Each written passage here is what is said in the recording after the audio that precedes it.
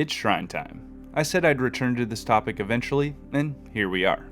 In this video, I'll be covering what I think are 10 of the best shrines in Breath of the Wild. As usual, make sure to share your favorites down in the comments. While you're there, like the video, and consider subscribing for more Zelda content. I'm on my way to 100k and I could use all the help I can get. Before we begin the countdown, I'd like to point out that this list only covers Sheikah shrines themselves and not their exteriors. I made a separate video covering shrine quests that can be found at the end slate. Now, let's get moving.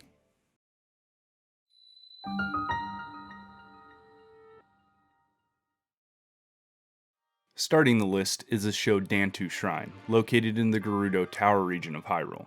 The trial is known as 2 bombs. Utilizing both the round and square bomb, you have to activate 3 different switches in their respective rooms. DANTU is a great demonstration of Breath of the Wild's physics engine and the remote bombs. While it might be simple, the combination of a traditional timing puzzle and the new features found in Breath of the Wild makes for a satisfying result. The beauty of this game is that nearly every puzzle can be completed in various ways.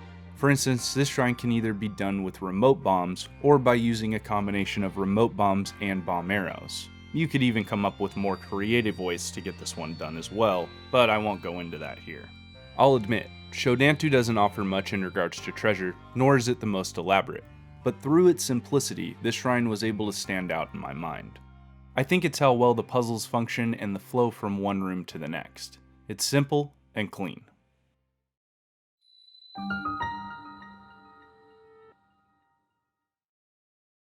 Next on the list is the Geno Shrine, which resides in the Wasteland Tower region.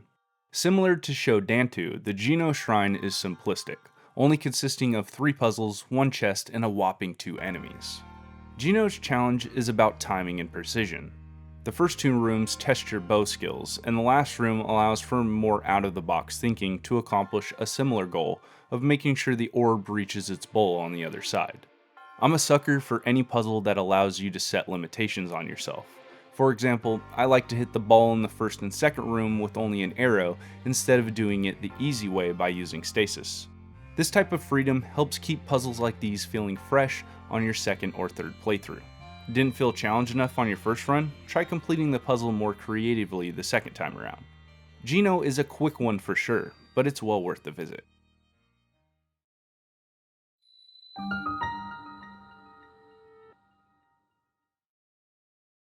On the move, we come to the MAKA Shrine, located in the Hyrule Tower region. I know I'm not supposed to count the exterior of shrines in this video, but this one takes the cake. Nestled within a cliff near Lake Kilsey lies the entrance to the MAKA Shrine. From the water, you can see a set of torches peeking out from the cliff's edge. Climbing up to the top reveals a cave. Jumping down into the cave is an air vent and another set of torches near some water that leads into the chamber housing the shrine, which just so happens to be guarded by 2 Frostchew. Although this didn't affect the shrine's position on the list, it's certainly one of the better hidden shrines in the game and deserves a mention. Here's hoping we see more of this in Tears of the Kingdom next year. Anyhow, let us move on to the interior. For starters, the MAKA Shrine is a bit more complicated than the last 2, but not so much so that it takes away from its fluidness. It begins with the classic torch puzzle, then it follows that up with a rotating trap above a pit of lava. From there, the shrine features light combat against 4 Guardian Scouts and then finishes with 2 large spike ball traps back to back. Taking a moment to stop and think about what's next is always a good tactic when adventuring. MAKA has made it their mission to instill this in the hero. Overall, the traps, light combat, and treasure make it hard to pass up.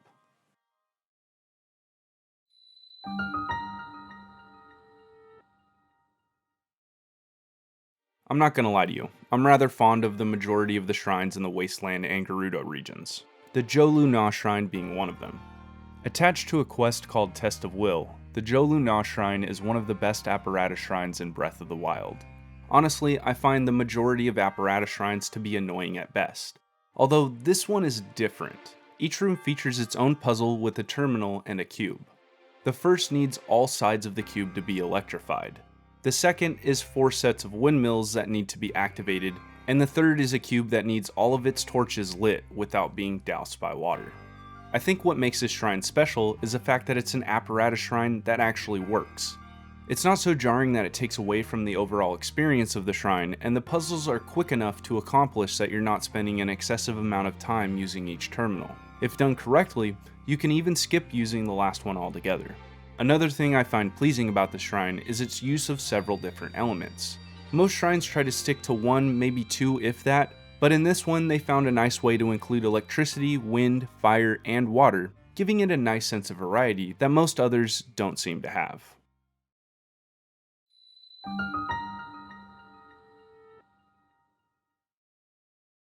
The Champions Ballad DLC features some of the most well-crafted shrines in Breath of the Wild, and the ETSU KORIMA shrine is one of them. Found on the Great Plateau, the ETSU KORIMA shrine has one of the best themes in the game, being completely shrouded in darkness, making it difficult to traverse its interior. To top it off, you're encumbered by the one-hit obliterator, an item that allows you to kill enemies with a single blow, but in turn leaves you vulnerable to the same fate. This shrine reminds me of Divine Beast Valrodania, and most notably exploring Typhlo Ruins. To begin, the shrine has a set of laser traps. Then it has a room that is dimly lit by torches, just enough to not be able to see clearly. In the middle of the room are pillars with walls of spikes rotating around. Shortly after that is the final stretch containing flamethrower traps and multiple enemies. I was happy to see that the Zelda team expanded upon the theme. Placing traps and enemies all over the place that are out to kill you helps emphasize that sense of darkness. The ETSU KORIMA shrine is a fantastic example of how to spice up the mundane feel of a Sheikah shrine while reusing older assets from previous puzzles, and deserves to be on today's list due to the creativity that went into its construction.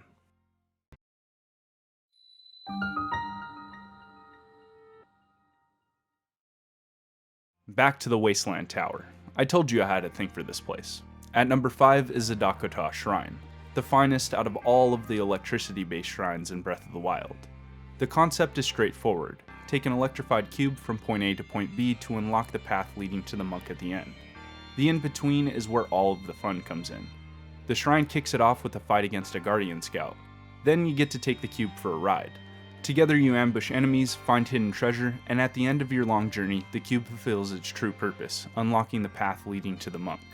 It reminds me of the puzzle found in the top half of Autumn Boris without all of the malice to worry about. A fine shrine indeed.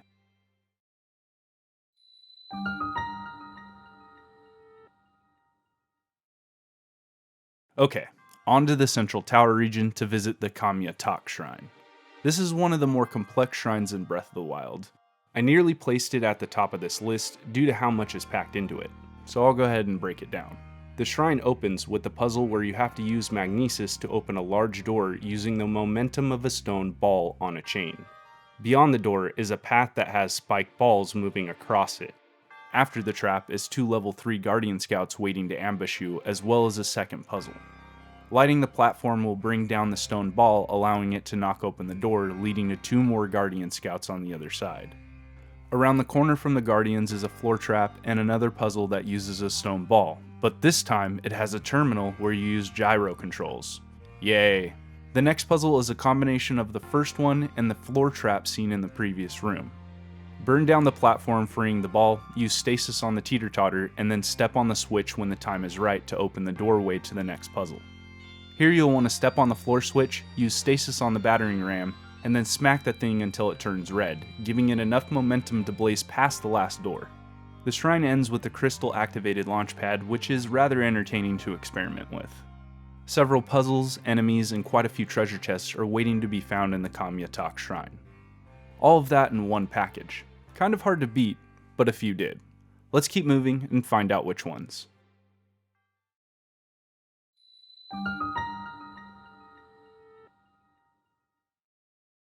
This next gem can be found hiding under a rock in the Tabantha Tower region.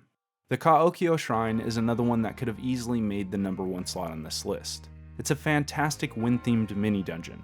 Utilizing a Korok leaf provided at the start, you utilize the power of the wind to progress through the shrine.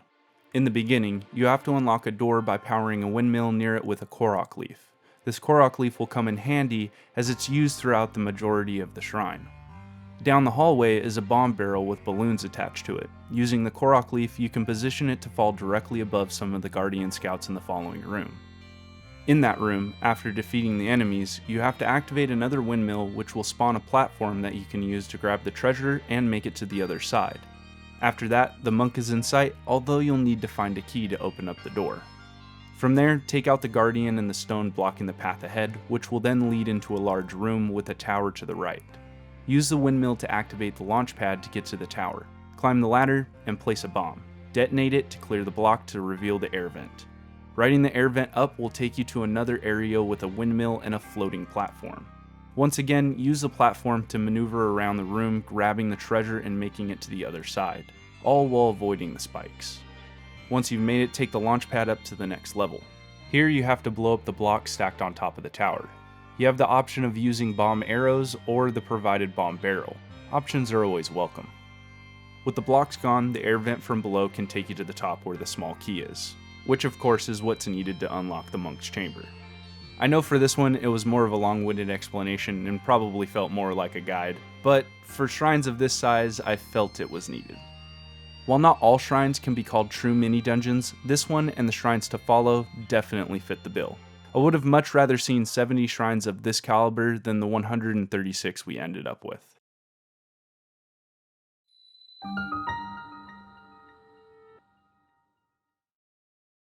Number 2 is another DLC shrine found on the Great Plateau, known as a RUVO KORBAH shrine. I couldn't make this list and not include a test of strength, so I picked the best out of them all, a major test of strength plus. Remember, the DLC shrines on the Great Plateau include the use of the one-hit obliterator, which raises the stakes, especially when fighting more than one enemy. Sure, you can kill anything in one hit, but the same can be said for you.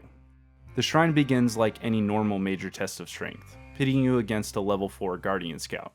However, after defeating the Scout, you're able to activate a floor switch, dropping the platform in the center of the room that the Scout came up on. Below, more combat awaits. Dropping down into the room is a locked door requiring a small key. To find it, you must fight your way down the corridors which have several level 1 Guardian Scouts and a level 3 waiting to ambush you. After finding the key and making it back to the locked door, another ambush awaits you with 4 more Guardian Scouts dropping down from the ceiling the moment you step foot in the room. Dispatching the Scouts opens up the door, ending the trial.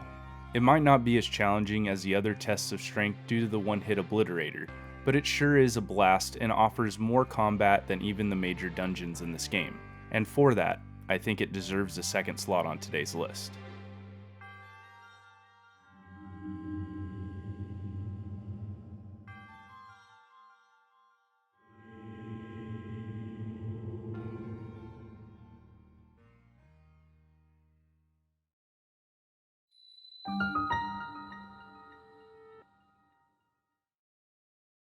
It's been a long process sifting through all 136 shrines to find the 10 picks for this list, and the last one is my all-time favorite, the SHORA Shrine. It can be found in the Eldin region, in the northwest corner of Darunia Lake. When I think of an ancient Sheikah shrine, this is the one that comes to mind. The trial is called Blue Flame. The goal is to cross this large obstacle course while lighting the lanterns carrying the flame to the end, which will unlock the monk's chamber. It's one massive interconnected puzzle with plenty of traps, enemies, and treasure that it certainly earned its spot as number 1.